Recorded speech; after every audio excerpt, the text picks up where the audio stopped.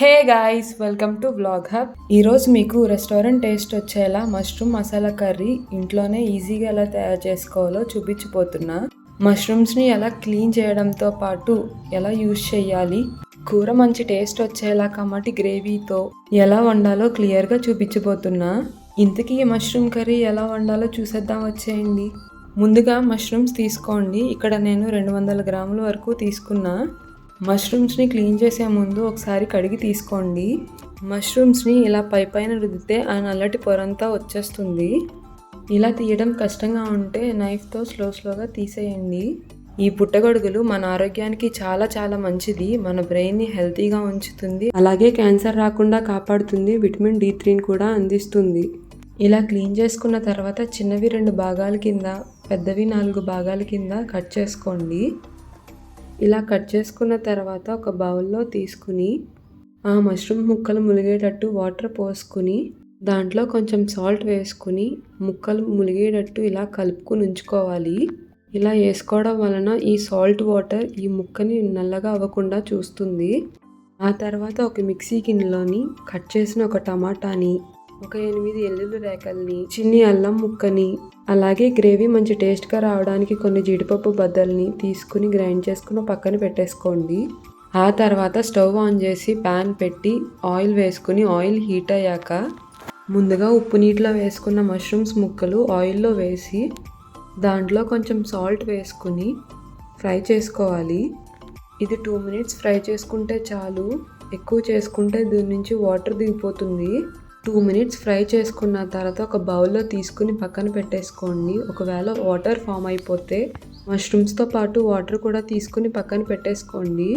మళ్ళీ ఇదే ప్యాన్లోకి 2 table spoon oil తీసుకుని ఇది హీట్ అయ్యాక లైట్గా స్పైసెస్ని తీసుకుందాం.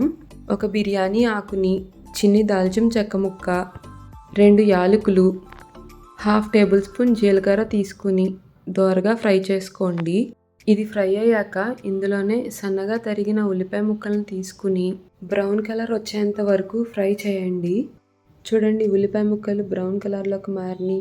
ఇప్పుడు దీంట్లోకి ముందుగా పెట్టుకున్న టమాటా పేస్ట్ని వేసుకుని బాగా ఫ్రై చేయండి. ఇది బాగా ఫ్రై అయ్యి ఆయిల్ సపరేట్ అయ్యేంత వరకు ఫ్రై చేయండి. చూడండి, ఆయిల్ సపరేట్ అవుతుంది. ఇలా ఆయిల్ సపరేట్ అయిన తర్వాత 1/2 టీ స్పూన్ పసుపు, 2 టీ స్పూన్లు కారం, టేస్ట్ తగ్గ salt, 1 table spoon garam masala తీసుకుని బాగా ఫ్రై చేసుకోవాలి.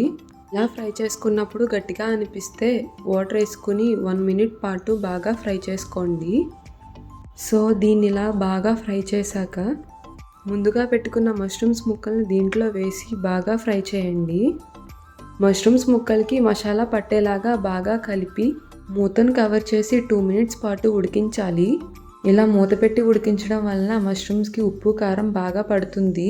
2 నిమిషాల తర్వాత మూత తీసి ఒకసారి బాగా కలిపి ఇప్పుడు దీంట్లోకి గ్రేవీ కావాల్సినంత వాటర్ తీసుకుందాం. గ్రేవీ అనేది మరీ పలుచగా ఉండకూడదు, అలాగే మష్రూమ్స్ కూడా తొందరగా ఉడుకుతాయి కాబట్టి వాటర్ ఇలా తక్కువగానే తీసుకుందాం.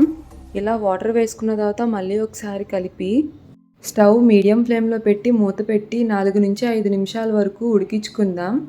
5 నిమిషాల తర్వాత మూత తీసి చూస్తే ఆయిల్ మంచిగా పైకి తేలింది కదా. గ్రేవీ కూడా మనకు కావాల్సిన విధంగా పర్ఫెక్ట్గా వచ్చింది కదా. ఇన్ కేస్ మీ గ్రేవీ దీనికన్నా పలుచగా ఉంటే దీని తర్వాత మూత పెట్టకుండా ఉడికించుకోండి.